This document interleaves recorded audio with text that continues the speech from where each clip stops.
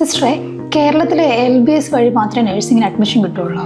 കേരളത്തിൽ BSc നഴ്സിങ്ങിനും paramedical കോഴ്സുകൾക്കൊക്കെ LBS വഴി മാത്രമല്ല CPAS, ANC, MARC, AMCS, FNCK എന്നീ 4 അസോസിയേഷൻ വഴിയായിട്ടാണ് നമുക്ക് അഡ്മിഷൻ ലഭിക്കുക.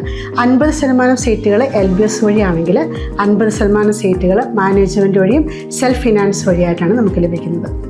ഏതെല്ലാം കോഴ്സുകളാണ് CPAS വഴി ലഭിക്കുക? BSc nursing, BSc MLT, physiotherapy, B.Pharm, BSc medical microbiology എന്നീ കോഴ്സുകളാണ് CPAS വഴി ലഭിക്കുന്നത്. CPAS വഴി കേരളത്തിൽ അഡ്മിഷൻ ലഭിക്കുന്ന കോളേജുകൾ ഏതൊക്കെയാണ്? കേരളത്തിൽ പ്രധാനമായിട്ടും 6 കോളേജുകളിലാണ് നമുക്ക് CPAS മുഖേന അഡ്മിഷൻ ലഭിക്കുക.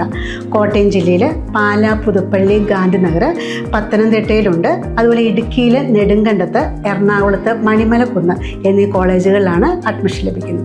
ഓരോ കാറ്റഗറിയിൽപ്പെട്ടവർക്കും സീറ്റ് റിസർവ്ഡ് ആണ്. ആനുകൂല്യങ്ങളും സ്കോളർഷിപ്പുകളും ഒക്കെ ഉണ്ട്. ഹോസ്റ്റലിൽ നിൽക്കണമെന്ന് നിർബന്ധമൊന്നുമില്ല. CPAS ആപ്ലിക്കേഷൻ്റെ ലാസ്റ്റ് ഡേറ്റ്